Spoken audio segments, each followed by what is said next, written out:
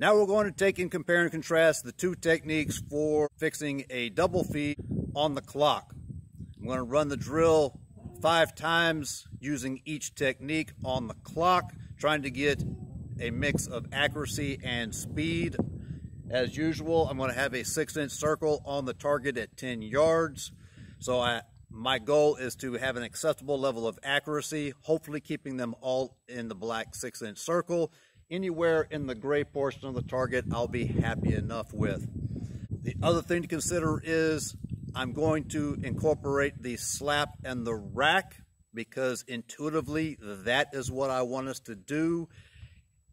The gun did not fire. Without trying to psychoanalyze to figure out what is wrong with the gun, I'm going to try to use the most expeditious technique, get it back into the fight. That's when I'm going to, I realize it's a double feed, and I'm going to execute both of the drills. I'm going to be starting this with a dummy round dropped into the chamber, and then I have a magazine that alternates live dummy, live dummy, live dummy, for a total of 5 live rounds or 5 iterations per technique. So we have a double feed condition, and I'm going to start the clock.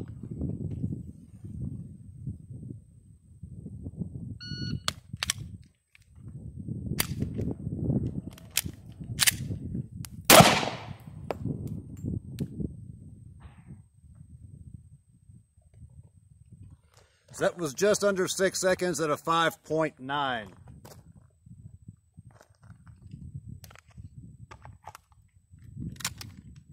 Going to restage it with the dummy round that I just pulled out of the chamber. And again.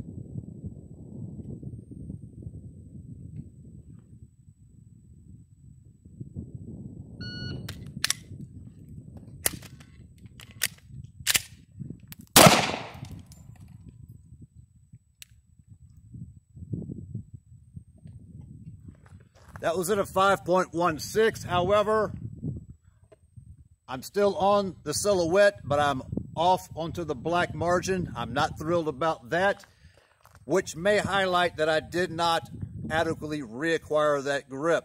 Remember, we still need to reacquire that strong side grip that we talked about previously. Dummy round back into the chamber. Restage the double feed.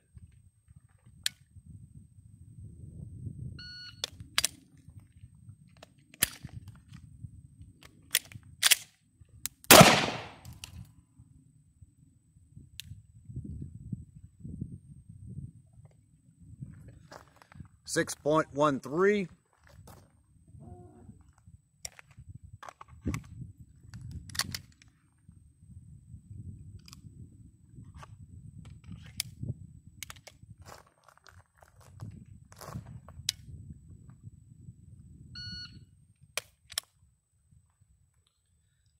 I got stuck inside my own head on that one, so I'm going to totally start that one over.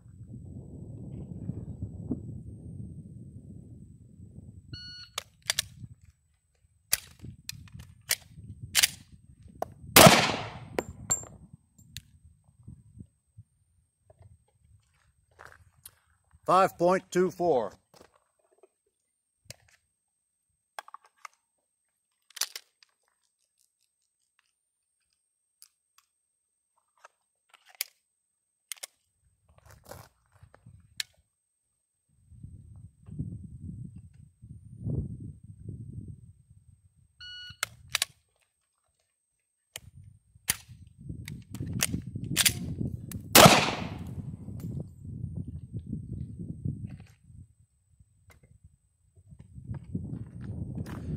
.16. All right, so now I'm going to set up another 5-round mag with dummy rounds, and we'll try it with the other technique. All right, so now we're going to do the same thing, But this time we're going to use what I refer to as the alternate technique. We're coming back into our workspace, locking the slide to the rear, removing the magazine, nosing the gun up in hopes that whatever was in there falls out. If nothing falls out, we'll have to rack the slide until we see something, eject, reinsert the magazine, rack the slide, and then get back into the fight. So again, dummy round is in the chamber. We have an alternating magazine of live dummy, for a total of 5 iterations for this technique as well.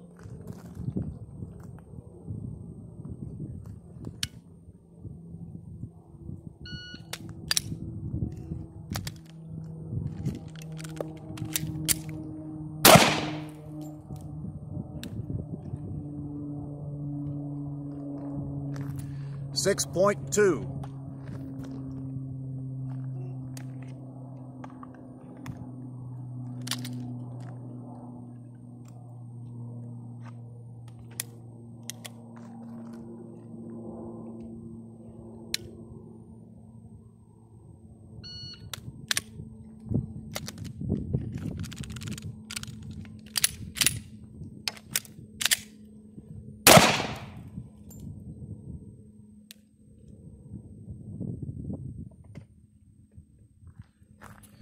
8.44, you'll note with this one, the dummy round actually did stay inside the chamber, which required me to rack it until it extracted and ejected that dummy round.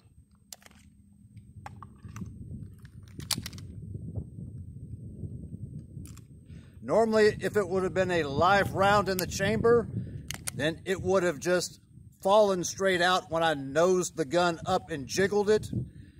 Typically, if it's a fired casing, that's when it's not going to fall straight to the rear.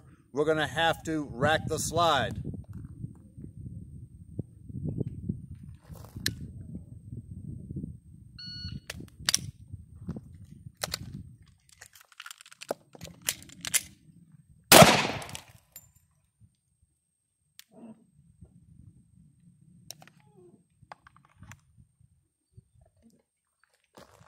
.34, that time the round did jiggle out.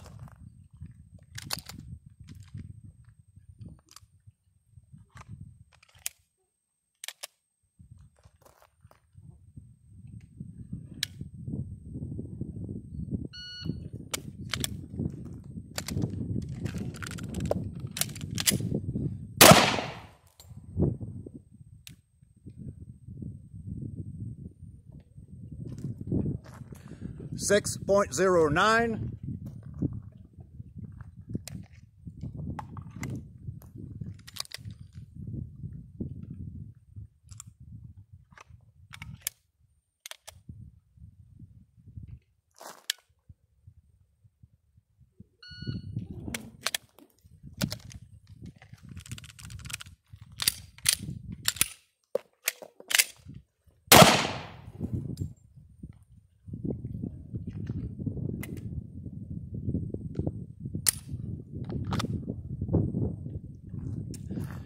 .5.